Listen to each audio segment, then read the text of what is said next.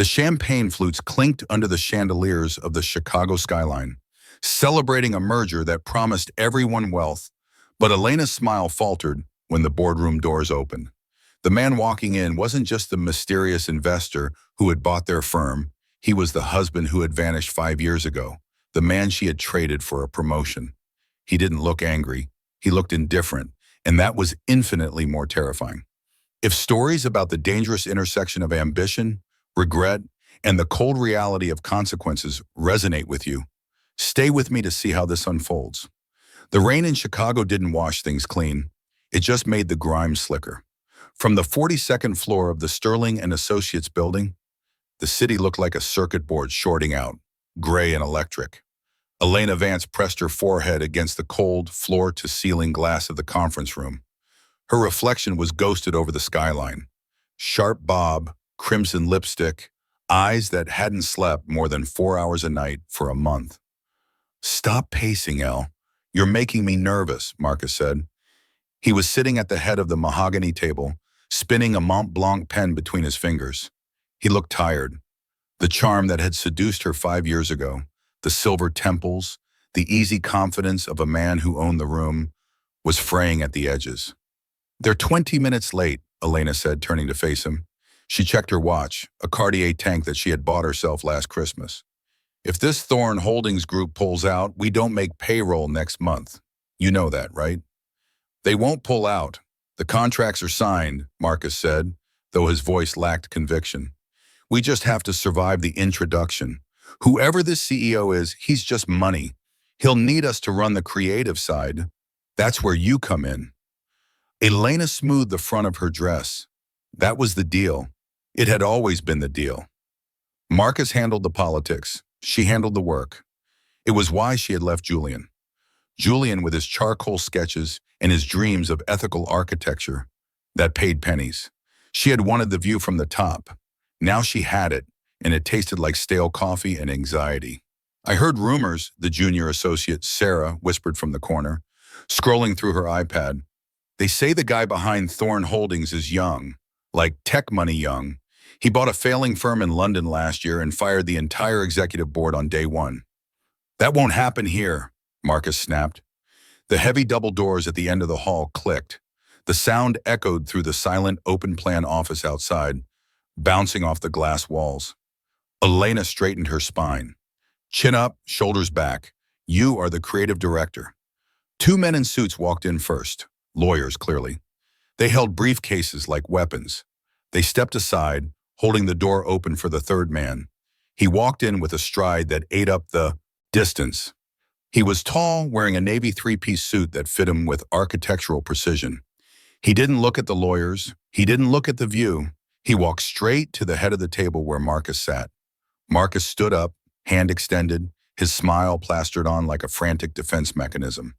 "Welcome, we've been—" The new CEO ignored the hand. He placed a leather portfolio on the table. The sound of it hitting the wood was the only noise in the room. Then he turned.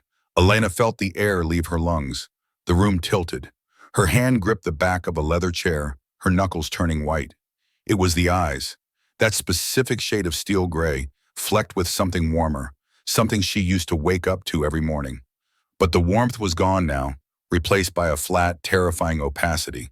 His hair was shorter, styled back. His jaw was covered in a precise, dark stubble. He was broader in the shoulders than the man who used to hunch over a drafting table in their cramped one-bedroom apartment. "Julian," she whispered. The name scraped out of her throat, barely audible. Marcus froze. He looked from Elena to the man, confusion wrinkling his forehead. You know him?" Julian Thorne didn't blink. He didn't look shocked. He looked at Elena the way one looks at a piece of furniture that is slightly out of place, with mild, detached annoyance. "Please sit down," Julian said. His voice was deeper, resonating in the quiet room. It lacked the gentle timbre she remembered. It was the voice of a man who signed checks that could buy and sell everyone in the room. He looked directly at Marcus, then slowly shifted his gaze to Elena. He held it for 3 agonizing seconds. There was no love in it, no hate, just a vast, frozen distance. "I am Julian Thorne," he said to the room, though his eyes never left hers. And as of 9 a.m. this morning, I own everything in this building. He paused, a cruel, faint smirk touching the corner of his mouth, including your mistakes. Elena's heart hammered against her ribs like a trapped bird.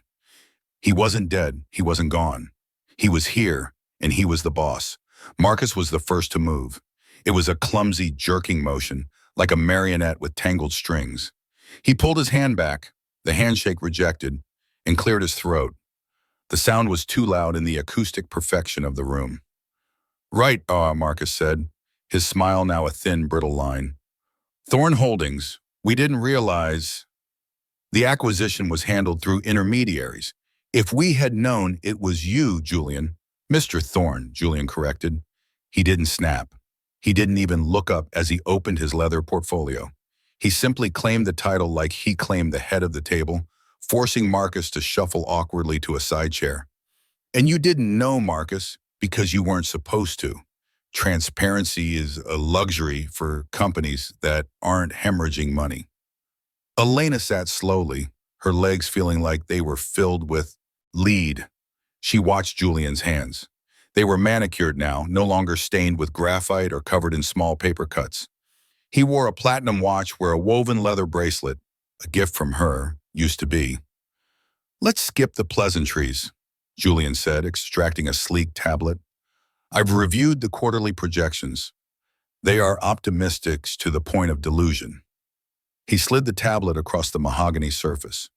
It spun smoothly, coming to a halt directly in front of Elena. The concept for the River North Library, Julian said, his eyes finally locking onto hers. This is your project, is it not, Miss Vance? Mrs. Vance. Not Elena, not Elle, not Honey. The formality felt like a slap. Yes, Elena managed to say. Her voice was steadier than she felt. It's a revitalization project. We're focusing on its derivative, Julian cut her off. He didn't shout. He spoke with the clinical detachment of a surgeon diagnosing a terminal illness. It lacks structural integrity. You've sacrificed function for aesthetic. It's pretty shallow and expensive to maintain. The insult landed with double meaning, heavy and suffocating. Elena felt the heat rise in her cheeks. Beside her, Marcus bristled, sensing an attack on the firm's reputation, or perhaps just his own ego. Now wait a minute, Marcus interjected, leaning forward. Elena is an award-winning creative director. That design was shortlisted for... Words don't pay the debt service on this building, Marcus, Julian said, turning his cold gaze back to the older man. I didn't buy this firm for its awards. I bought it for its potential, which is currently being squandered. Julian stood up and walked to the window, turning his back on them. He looked out at the city, his silhouette sharp against the gray skyline. The meeting is over. I expect a full audit of all current accounts on my desk by Monday. And the River North project. He paused. Kill it. We start over. Start over? Elena stood up, her professionalism cracking under the strain. We're 3 months into development.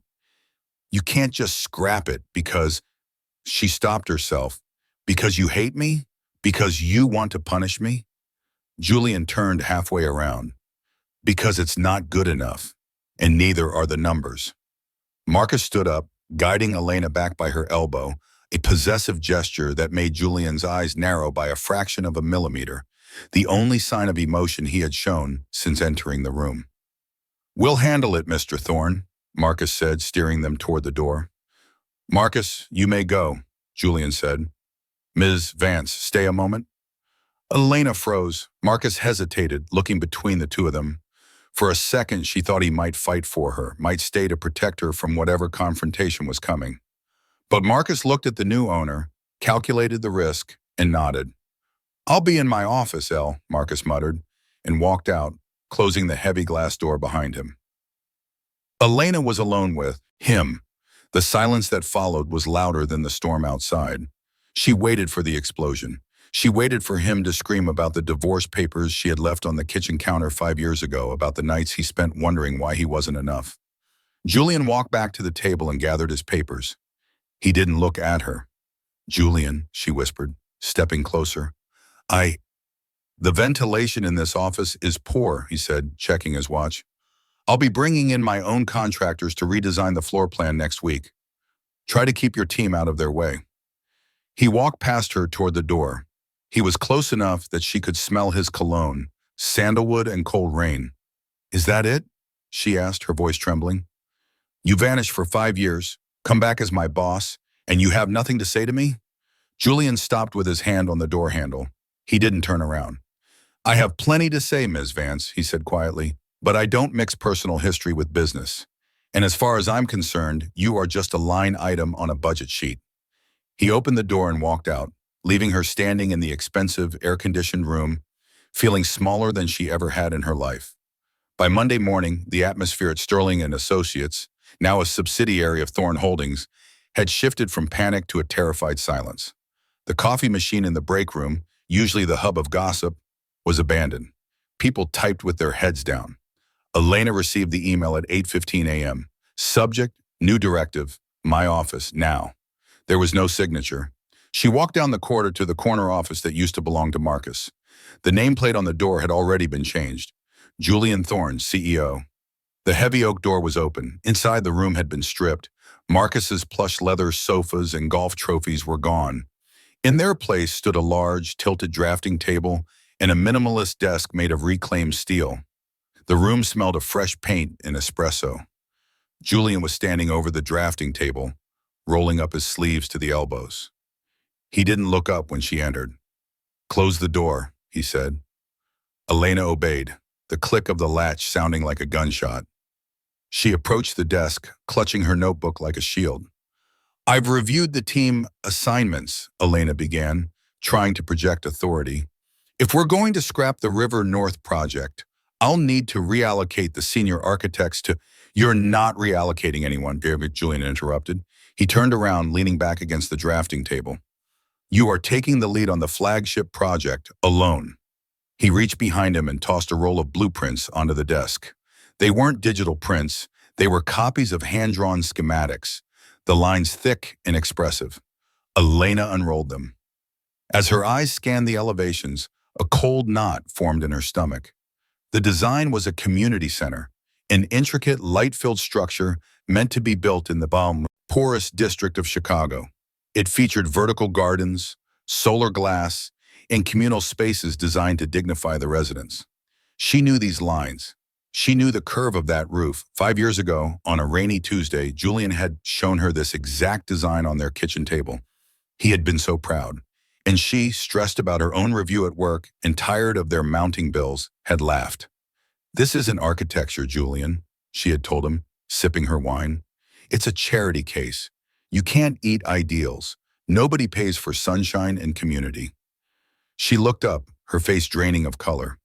Julian was watching her, his expression unreadable. Recognize it? He asked softly. It's The Haven, she said, the name tasting like ash. You said it was unbuildable, Julian said, walking slowly around the desk until he was standing right in front of her. You said it was a waste of prime real estate. You told me to grow up and design condos like a real architect. Julian, we were different people then, Elena stammered.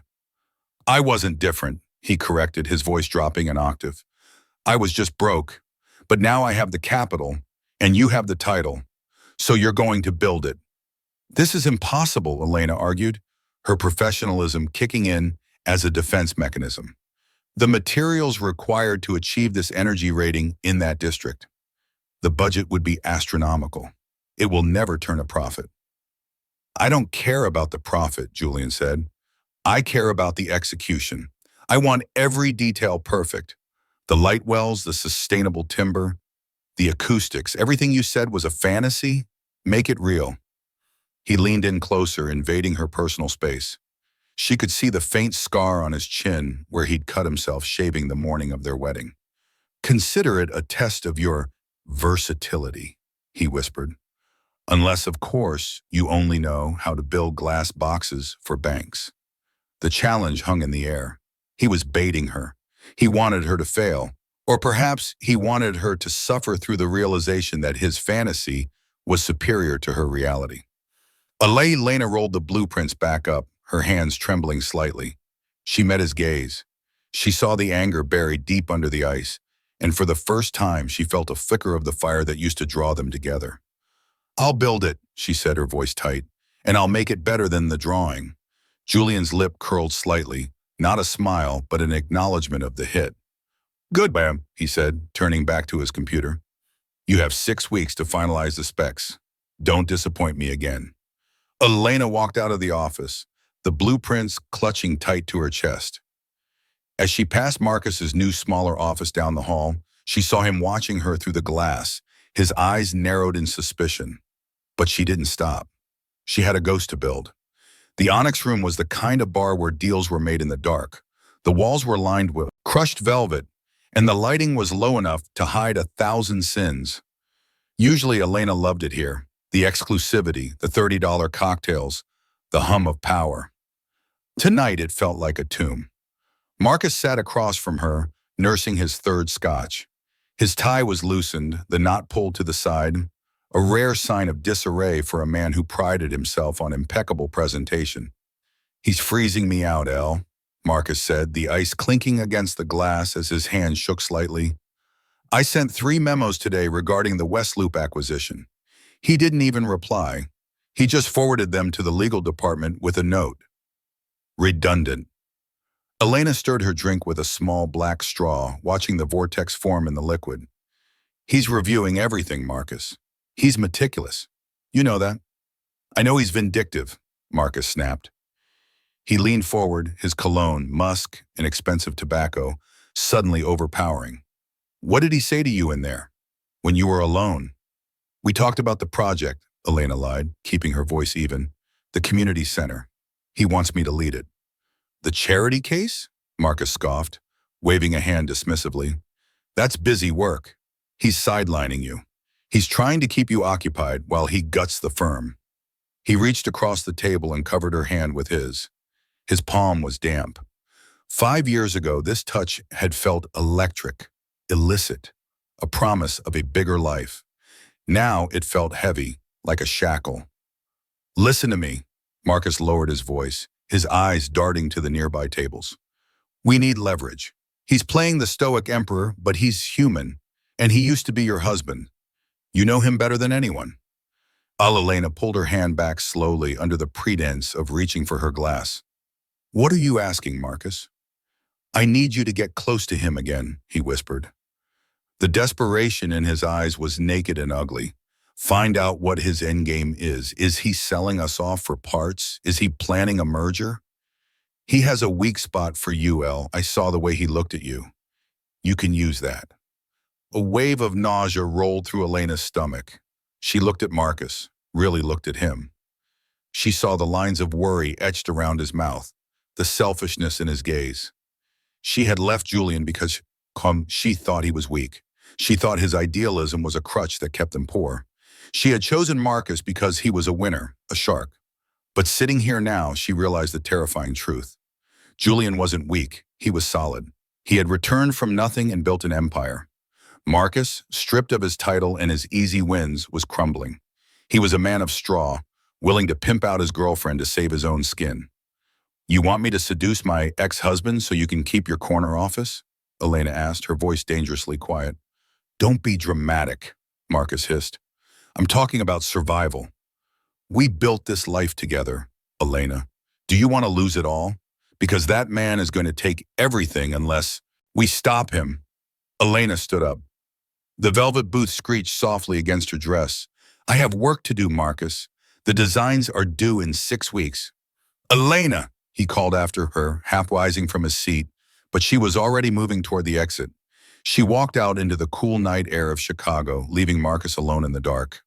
The city lights blurred as tears pricked her eyes, not for Marcus and not for Julian, but for herself. She had traded a man of integrity for a coward, and now the bill was coming due. The office at 11 p.m. was a different world, stripped of the ringing phones, the clacking heels, and the performative busyness of the day. It was just a cavern of glass and shadow. Elena rubbed her temples, the blue light of her dual monitors burning into her retinas. On the screen, the haven was taking shape. She had obsessed over the atrium for 6 hours, trying to balance the structural load with the need for natural light. It was the kind of puzzle Julian used to love, the intersection of physics and poetry. She reached for her coffee cup, but it was empty.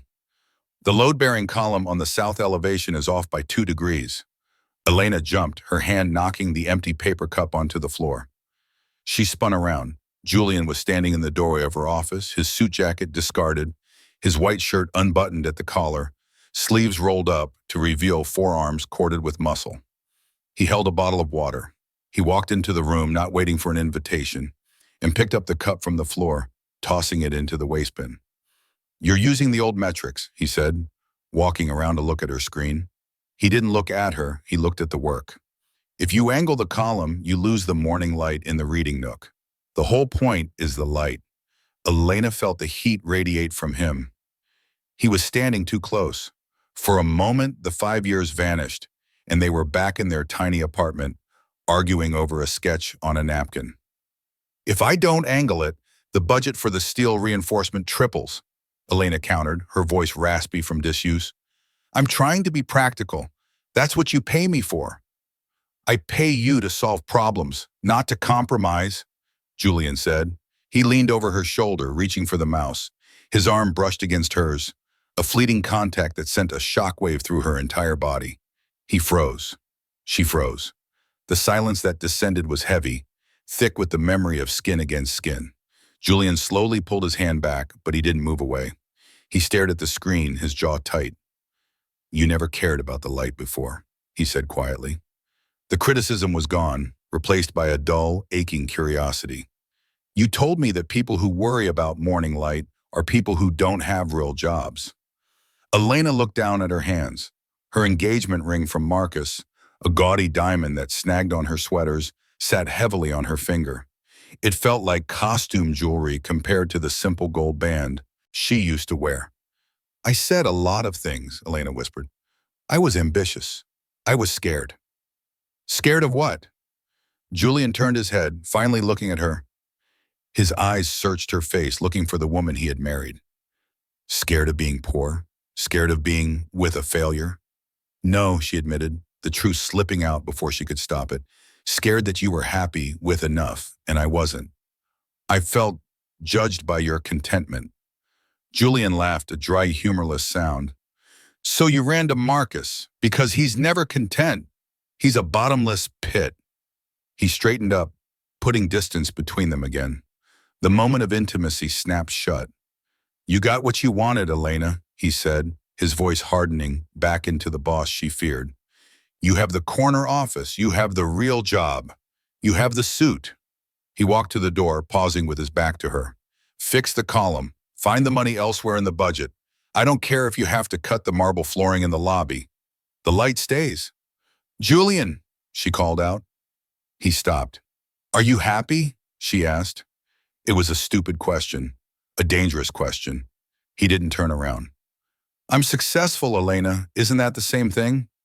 He walked out into the dark corridor, his footsteps fading away, leaving her alone with the hum of the computer and the realization that she was the one who had taught him that terrible lesson.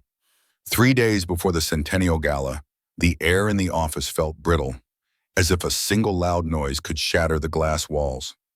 Elena was reviewing the final material specs for the Haven when Marcus pulled her into his office. He didn't ask. He grabbed her wrist as she passed his door and pulled her inside, engaging the electronic privacy lock immediately. "What are you doing, Marcus?" Elena yanked her arm away, rubbing the spot where his fingers had dug in. "People are watching." "Let them watch," Marcus said. He was pacing behind his desk, his movements jerky and erratic. His tie was perfect, his hair was perfect, but his eyes were bloodshot. "It's done, Al. I've found the exit strategy." He spun a laptop around on his desk. On the screen was a complex spreadsheet displaying the firm's offshore transaction logs. Highlighted in red were a series of massive transfers, millions of dollars moving from the Sterling and Associates operating account to a shell company in the Cayman Islands. "What is this?" Elena frowned, leaning in. "That," Marcus pointed a trembling finger at the screen, "is evidence of embezzlement. Julian is draining the company. He's siphoning our liquid assets to cover his losses in Europe. I have the trail." Elena scanned the dates. The transfers were dated over the last 3 weeks, coinciding exactly with Julian's arrival. "This doesn't make sense. Elena said slowly. Julian is independently wealthy. Thorn Holdings has capital reserves we can't even dream of. Why would he steal from a subsidiary he just bought? Because he's arrogant, Marcus hissed. He thinks he's untouchable. But this is a felony. This is prison time. Elena looked closer at the transaction codes. She recognized the authorization key at the bottom of the log. It was Julian's digital signature. But then she looked at the timestamps. One of the transfers was authorized at 3:00 p.m. last Tuesday.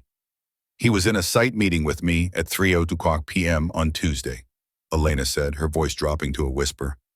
He didn't have his laptop. He was arguing with the structural engineer about load-bearing beams for 2 hours.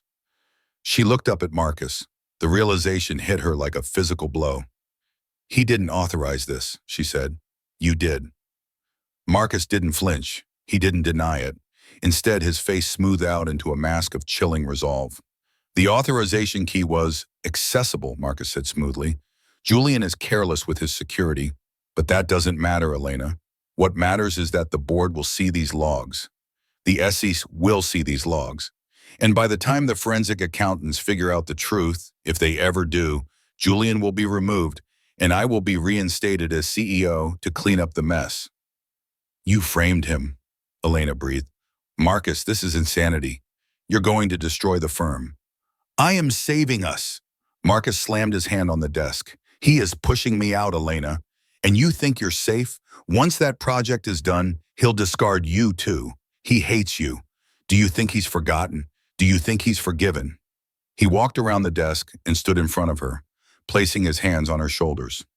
I need you to sign the internal audit verifying these discrepancies, he said. You're the creative director. Your signature on the expense reports makes it valid. If we both say we saw irregularities, the board will act immediately. And if I don't? Elena asked, her stomach churning. Marcus smiled, but it didn't reach his eyes. Then I'll have to tell the board about how you secured the Vanguard contract 3 years ago.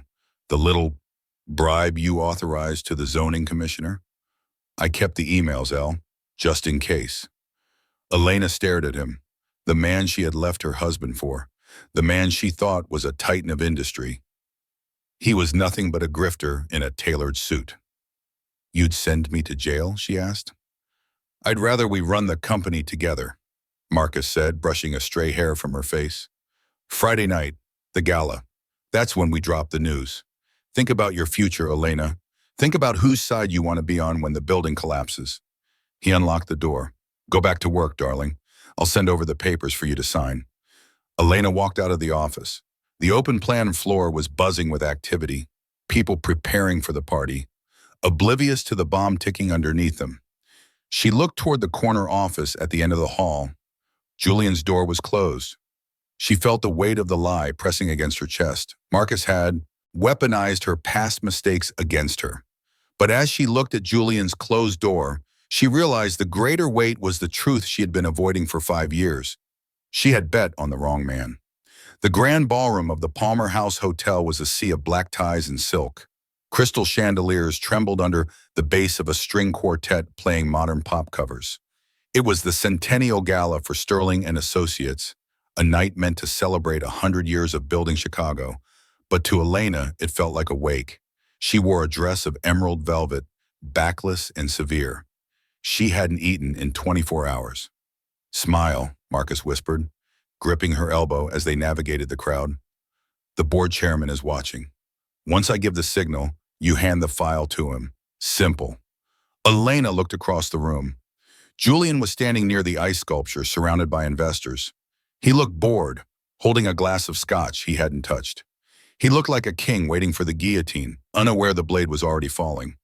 Ladies and gentlemen, Marcus's voice boomed as he took the stage, tapping the microphone. The room quieted. If I could have your attention. Elena's heart hammered against her ribs. She clutched the envelope Marcus had given her, the one containing the forged audit signed by her. Tonight is about legacy, Marcus began, his voice dripping with false solemnity. But a legacy must be protected. Sometimes difficult truths must be spoken to save what we love. He paused, locking eyes with Julian. The room sensed the shift. The tension was palpable. It has come to my attention, Marcus continued, that there have been severe financial irregularities since our acquisition by Thorn Holdings. A murmur rippled through the crowd. Julian didn't move. He just set his glass down, his face an impassive mask. I have the documentation here, Marcus gestured to Elena. Elena, if you would. This was it. The moment she had sold her soul over 5 years ago. The moment that would secure her future as a partner, protected by Marcus's lies. Elena stepped forward. The spotlight hit her blindingly bright. She looked at Marcus, who was smiling like a shark. She looked at the board chairman, waiting expectantly. Then she looked at Julian. He wasn't looking at the crowd, he was looking at her. And in his eyes, she didn't see fear. She saw acceptance. He expected her to betray him. He expected her to choose the winner. Because that's what she always did. Not this time. Elena walked to the microphone, bypassing the chairman. Elena, Marcus hissed, his smile faltering. She stepped up to the podium, the microphone screeching slightly. The documentation Marcus is referring to, Elena said, her voice shaking before steadying into steel, is a forgery. The room gasped. Flashbulbs erupted. Elena, step down, Marcus snapped, lunging for her arm, but she pulled away. The transfer logs were altered. She spoke faster, louder, addressing the investors directly. Marcus Sterling used my login credentials to frame Julian Thorne for embezzlement. He did it to regain control of the firm. She's lying, Marcus shouted, his face turning a mottled red. She's unstable. She's trying to protect her ex-husband. I have no reason to protect him, Elena said, her voice cutting through the chaos. I left him. I broke his heart. I chose my career over my marriage. Everyone here knows that. She took a deep breath. This was the cliff. She had to jump. Marcus is right about one thing. I am not innocent. He threatened to expose that 3 years ago. I bribed a zoning official to secure the Vanguard permit. I did it to get ahead. I compromised my ethics for this job. The silence in the room was absolute. A pin drop would have sounded like a cannon. She had just confessed to a career-ending crime. I am a fraud, Elena said, tears finally spilling over, hot and humiliating. But Julian Thorne is not a thief. He is the only honest man in this room. She placed the envelope on the podium and stepped back. Marcus looked like he had been shot. The board chairman was already signaling for security. 2 guards moved toward Marcus, who was stammering, looking for an exit that wasn't there. Elena didn't watch Marcus get escorted out. She looked at Julian. He hadn't moved. He stood amidst the wreckage of the gala, the ruined party, staring at her with an expression she couldn't decipher. It wasn't forgiveness. It was shock. She had saved him, and she had just destroyed herself to do it. Elena turned and walked off the stage, ignoring the whispers, the stares, and the cameras. She walked straight through the ballroom, past the heavy velvet curtains, and out into the cold Chicago night. Monday morning at Sterling and Associates, now solely Thorn Holdings, was quieter than a cathedral. The gossip had burned itself out over the weekend, leaving behind a residue of awkward glances and hushed whispers. Elena didn't look at anyone as she placed the last of her personal items into a cardboard box. A potted succulent, a framed photo of her parents, the silver pen she had signed her first contract with. She left the awards on the shelf. She left the Cartier clock on the wall. They belonged to the person she used to be, and that woman no longer existed. The door to her office opened. She didn't flinch. She knew who it was by the cadence of the footsteps. Julian stood in the doorway. He wasn't wearing a suit today. He wore a cashmere sweater and dark denim, looking more like the architect she had married and less like the tycoon she had feared. But the distance in his eyes remained. You didn't have to burn yourself down to the ground, Julian said. He didn't come in. He stayed by the door, maintaining the boundary. Yes, I did, Elena said, taping the box shut. It was the only way to make the math work. A life for a life. I destroyed yours 5 years ago. I saved yours on Friday. We're even. Julian watched her, his expression softening just enough to show the man beneath the scar tissue. The board accepted your resignation. Given the admission of the bribery regarding the Vanguard permit, they didn't have a choice.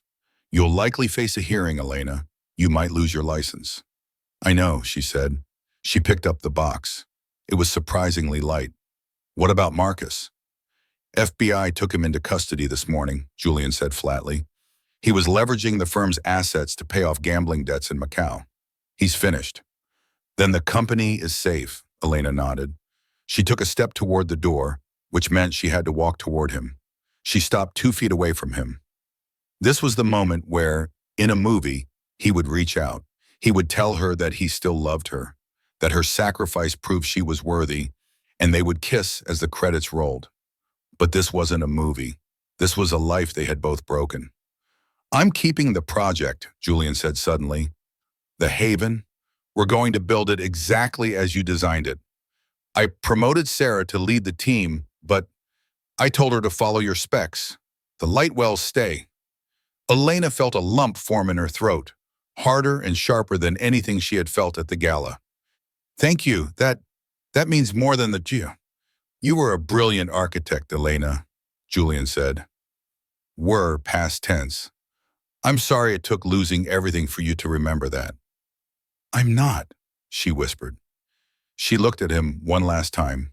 She wanted to touch his arm, to bridge the gap of 5 years and 1,000 mistakes, but she kept her hands on the box.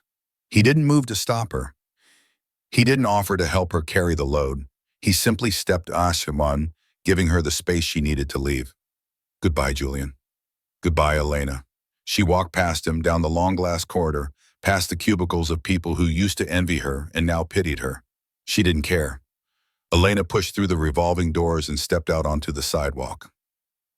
The Chicago wind whipped her hair across her face, biting and cold. She had no job. She had no husband. She had a legal battle ahead of her and a reputation in tatters.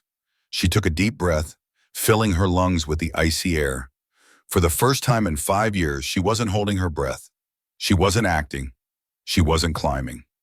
She adjusted the box in her arms, turned her collar up against the wind, and began to walk. She didn't know where she was going, but she knew she was finally walking on solid ground.